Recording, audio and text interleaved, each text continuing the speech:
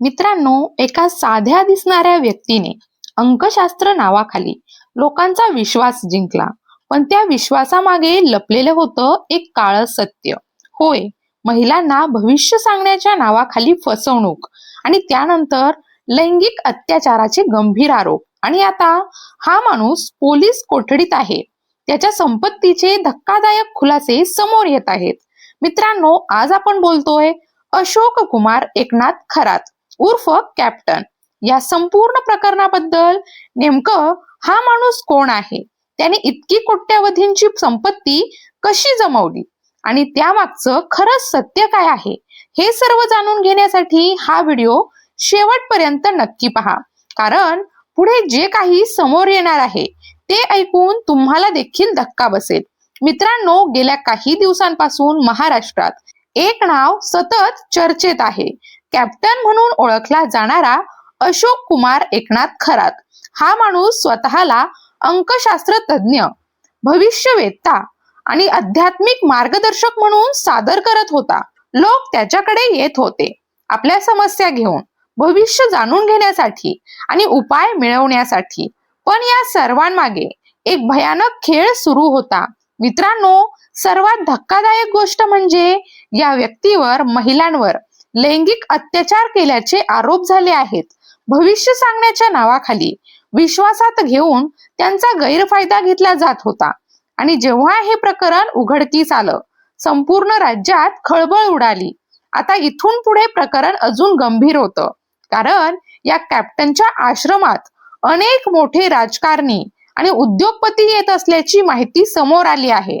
काही फोटोही समोर आले आहेत.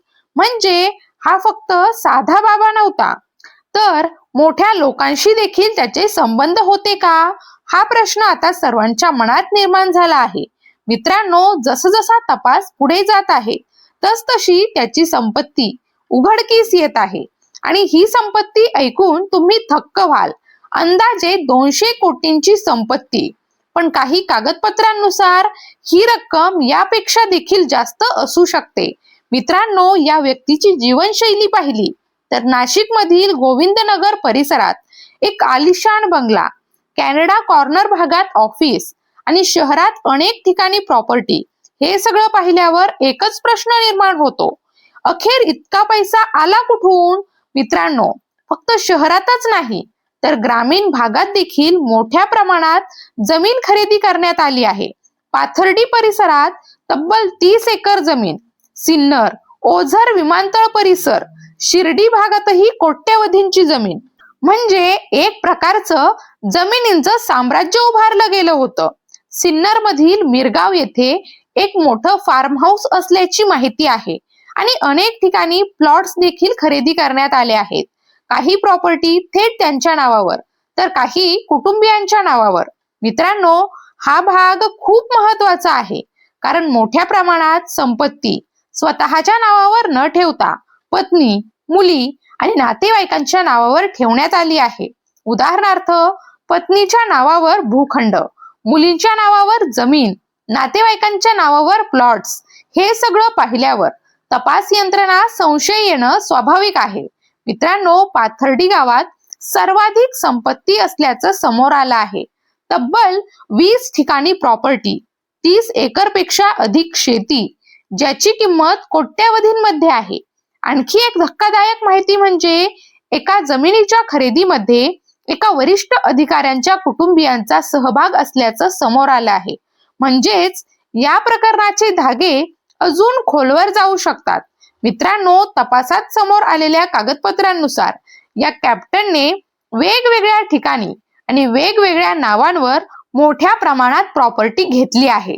नाशिक शहरात पत्नीच्या नावावर 273 चौरस मीटरचा भूखंड, आडगाव परिसरात आणखी एक प्लॉट आणि शहरात इतरही काही ठिकाणी गुंतवणुकीचे संकेत. मित्रांनो, फक्त शहरातच नाही तर गावागावात देखील संपत्ती पसरलेली आहे. गोळावणे गावात सुमारे 2 एकर जमीन, विल्लोळी गावात बिनशेती भूखंड जो नातेवाईकांच्या नावावर आहे. राहता तालुक्यात शेतजमिनी थेट अशोक खरात आणि त्यांच्या पत्नीच्या नावावर आहेत. निमगाव, कोऱ्हाळे या ठिकाणी बिनशेती प्लॉट, निगोज गावात तब्बल 1 हेक्टर 60 आर जमीन म्हणजेच एकाच तालुक्यात अनेक ठिकाणी गुंतवणूक. मित्रांनो, शिर्डी सारख्या धार्मिक ठिकाणी 30 आर हेक्टर जमीन, याचा अर्थ भविष्यातील प्रॉपर्टी व्हॅल्यू लक्षात घेऊन गुंतवणूक केली गेली असण्याची शक्यता आहे. सिन्नरमध्ये 4 वेगवेगळ्या ठिकाणी प्लॉट आहेत. कुंदेवाडीमध्ये 3 ठिकाणी प्लॉट आणि मिरगाव मध्ये मोठं फार्म हाऊस. हे सगळं पाहिल्यावर हा फक्त साधा गुंतवणूकदार नव्हता, तर व्यवस्थित प्लॅनिंग करून संपत्ती वाढवणारा नेटवर्क दिसतोय. मित्रांनो, सर्वात मोठा मुद्दा इथेच येतो. इतकी संपत्ती वेगवेगळ्या नावांवर का? स्वतःच्या नावावर कमी आणि कुटुंबियाच्या नावावर जास्त. हे फक्त योगायोग आहे का, की जाणून बुजून संपत्ती लपवण्याचा प्रयत्न?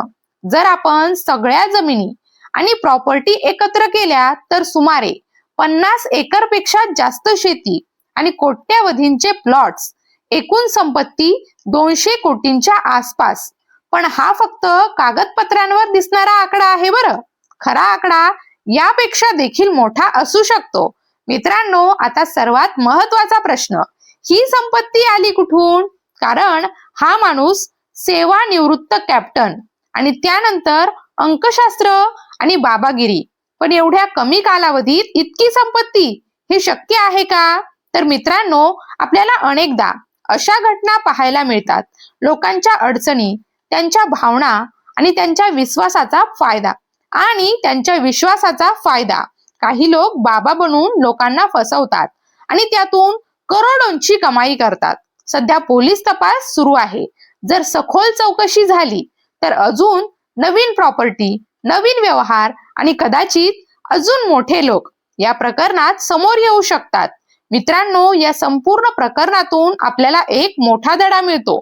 कोणावरही आंधळा विश्वास ठेवू नका. भविष्य सांगतो म्हणणाऱ्यांपासून सावध राहा आणि कोणतीही गोष्ट विचार करूनच करा. कधी कधी माणूस अडचणीत असतो आणि त्याला कोणीतरी मार्ग दाखवणारा हवा असतो, पण चुकीच्या व्यक्तीकडे गेला तर त्याचा फायदा घेतला जातो. मित्रांनो, अशोक खरात प्रकरण हे फक्त एक उदाहरण आहे, पण अशा अनेक घटना आपल्या आसपास घडत असतात. फक्त प्रश्न एवढाच आहे, आपण जागरूक आहोत का? तुम्हाला काय वाटतं, अशा भोंदू बाबांवर कडक कारवाई व्हायला हवी का? तुमचं मत कमेंटमध्ये नक्की सांगा आणि अशाच धक्कादायक, माहितीपूर्ण आणि सत्य उघड करणाऱ्या व्हिडिओसाठी आत्ताच खबर लाईट युट्यूब चॅनलला सबस्क्राईब करा. कारण इथे आम्ही फक्त बातम्या सांगत नाही, तर त्यामागचं सत्य तुमच्यापर्यंत पोहोचवण्याचा प्रयत्न करतो. धन्यवाद.